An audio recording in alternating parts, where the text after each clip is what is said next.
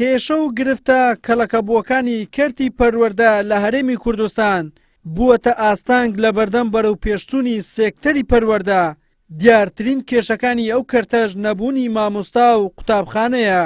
بەرپرسی ڕاگەاندنی سکرتاریەتی یەکەتی مامۆستایانیش ئاشکرای دەکات لە زۆربەی قوتابخانەکان لە هەر پۆلێکدا 40 بۆ 50 قوتابی تێدایە. بەهۆی کۆنی و مەترسی ڕوخانیان لە سەدا 25 قوتابخانەکانی هەرێمی کوردستان پێویستیان بە نۆژەنکردنەوە هەیە.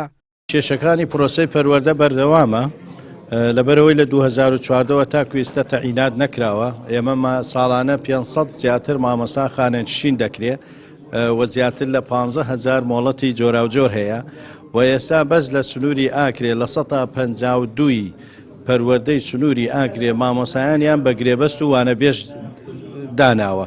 لە 148 مامۆسای میلاکە کامە کارەساتە کە مامۆسای گرێبەست و وانەبێژ نەخولی دیوە نە دەورەی دیوە بەڵێ شارەزایی هەیە، بەڵام ئەم پرۆسەیە پێویستی بە خول و دەورات هەیە.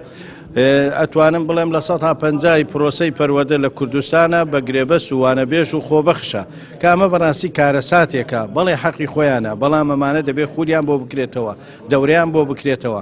مەسەلەی قوتابخانە نزیکەی 2000 قوتابخانە دوودەوامیە و زۆربەی قوتابخانەکانیشمان لە 40 و 50 قوتابی هەیە. پێویستیمان بە زیاتر بە 30,000 پۆل هەیە لە هەرێمی کوردستان. لە 125 قوتابخانەکان پێویستیان بە نۆژنکردنەوە هەیە. نەبوونی استراتیژیەک لەلایەن وەزارەتی پەروەردەی هەرێمی کوردستان بۆ چارەسەرکردنی کێشەکانی کەرتی پەروەردە وای کردووە گرفتەکانی ئەو سێکتەرە کەڵەکە بن.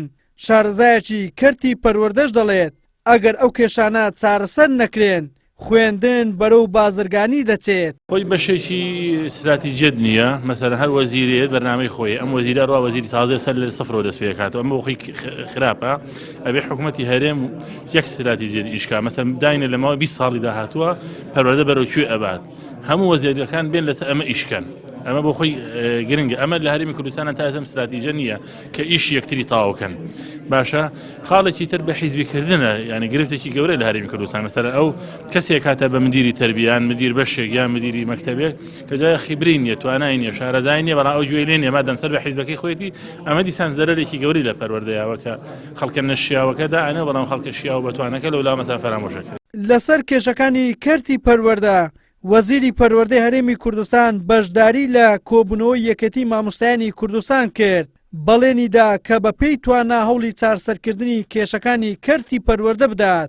کێشە گرفتی خوێندنی ئەهلی بەڕاستی کە لە هەرێمی کوردستان کێشە و گرفتێکی مزمنە، هەروەها خوێندنی پیشەیی، کەمی بینا، دامەزانینی مامۆستایانی وانەبێژ، کۆمەڵێ با بڵێن کۆنی پرۆگرام، ئەمانە هەمووی کێشە و گرفتە، دەبێت ئیش لەسەری بکرێن لەگەڵ وەزارەتە، لەگەڵ وەزیرە کۆمەڵێ پێشنیار و کۆمەڵێ کار بەیەکەوە دەخێنە بەردەست. بەپێی ئامارەکان نزیکەی 1,800,000 قوتابی لە هەرێمی کوردستان هەیە، لە بەرامبەردا تەنها 7,000 قوتابخانە و 128,000 مامۆستا هەیە کە ڕێژەی قوتابخانە و مامۆستاکان بەرامبەر بە قوتابیان ناگاتە ئاستی ستانداردی جیهانی. هاوکات لە ساڵی 2014ەوە تاوەکو ئێستا حکوومەت هیچ قوتابخانەیەشی دروست نەکردووە، تەنها خێرخوازان و ڕێکخراوەکان هەندێک قوتابخانەیان دروست کردووە. وەلی سەلیم، کەناڵی ئاسمانی پێم، هەولێر.